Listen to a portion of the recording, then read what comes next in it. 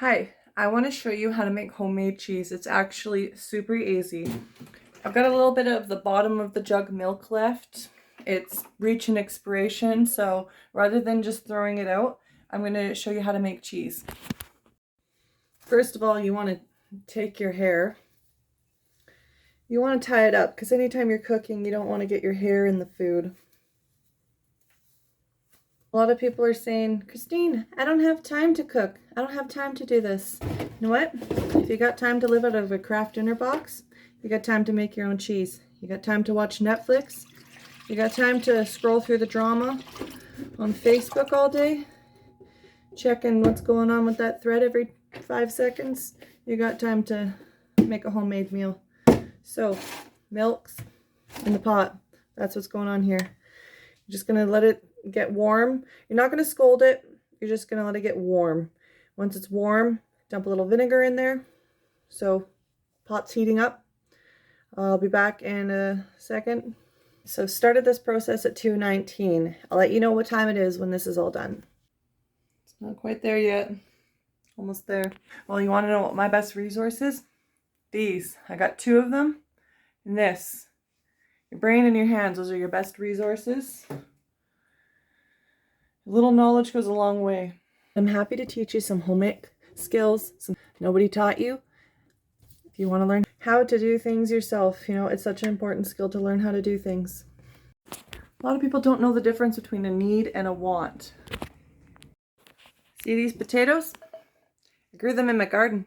I had some potatoes that were sitting on the floor, starting to sprout. I didn't eat them in time, so I tossed a bunch of them into a pot of dirt on my deck.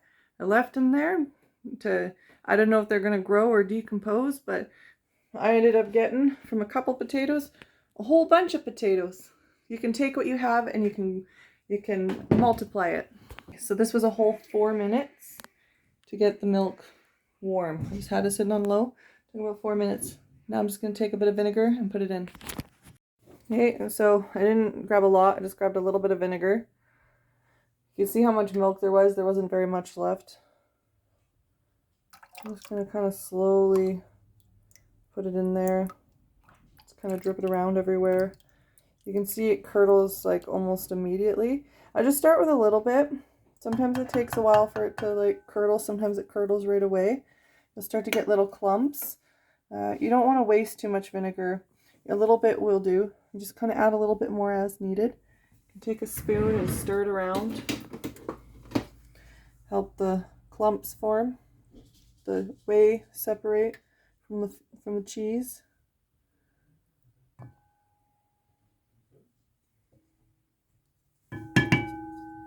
See there, I'm just gonna splash a little more vinegar in.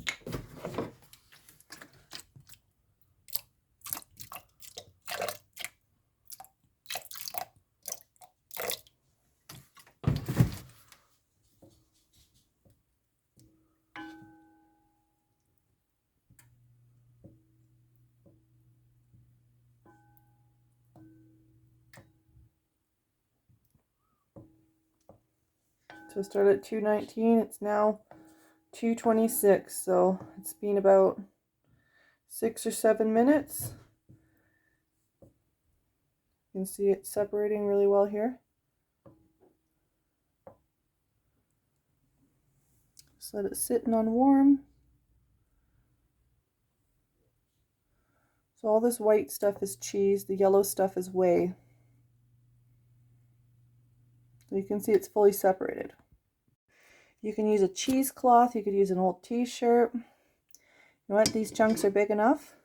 I'm just going to scoop them into this old rusty strainer. I'm just going to drain some of it out. I'm going to squish it into a ball with my hands, and I'm going to throw it back in the whey, and I'm going to heat it up. Okay, so strain some of this out.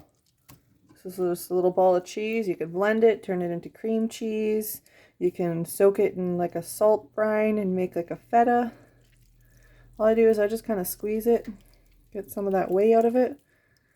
Helps if you have a cheesecloth or an old t-shirt that you can use just to kind of squeeze it out. I find just squeezing with your dirty old hand really helps. can feel a little bit of whey coming out of it. You got this like rubbery texture here. Now I'm just gonna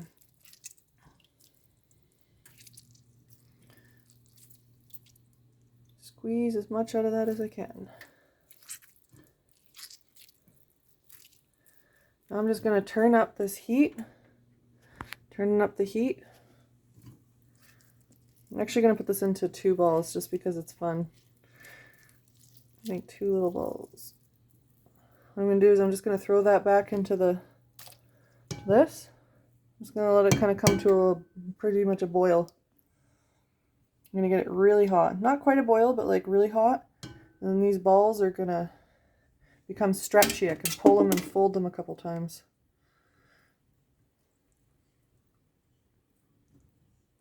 There. It's just cooking. It's just heating up. You can see it doing its thing there. Okay, this part's really hard to do while holding the camera. You can see here, it's starting to get stretchy. It's really hot, so you want to be careful. I got mom hands, so I'm pretty good. So I just grab it. You can see it's starting to get stretchy. So you're just kind of stretching it a few times. You don't have to stretch it a lot. Ooh, hot. See how it's getting a nicer texture? You just kind of grab it a few times, stretch it. You might even have to dip it back in the hot water for a second while that one's getting warm again. I'm just going to grab this one out. Yeah, like it's really hot.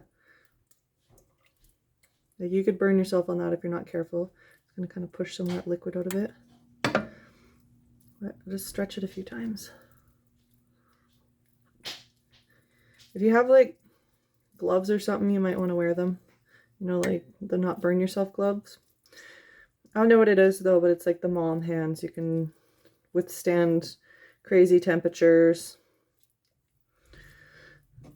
But you can see the texture of that changing already. Like it's already starting to look like beautiful smooth cheese.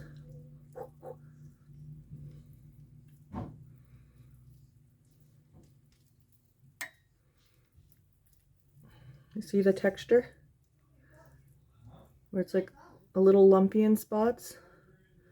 And now you're getting this beautiful stretch. I'm just stretching it into a beautiful ball, tucking it under.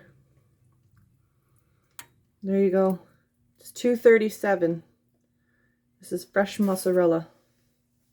I can turn the oven off now.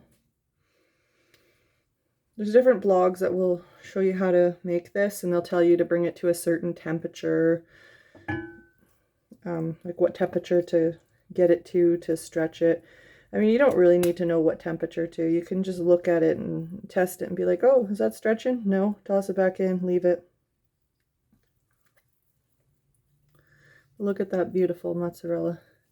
What did I say? From 219 to 237? That's all it took you to make a fresh pot of cheese. That's about 10 minutes, maybe less. And this will be the best cheese you've ever had. I didn't add salt to my mozzarella. I find when I add salt to it, it tends to want to go to more of a feta cheese texture. I just add salt while I'm cooking with it. You can put it into some ice water, let it set up, eat it right away, put it in the fridge, you can let it sit, cool off, whatever you want to do. But fresh cheese, and it's really good. So this stuff here that I didn't stretch, I just left that. That's basically just little cheese curds. I'm going to strain it from the whey, and then the whey, you can use it to make bread, you can use it to make crackers, you can do whatever with it. I'm just going to feed it to the chickens.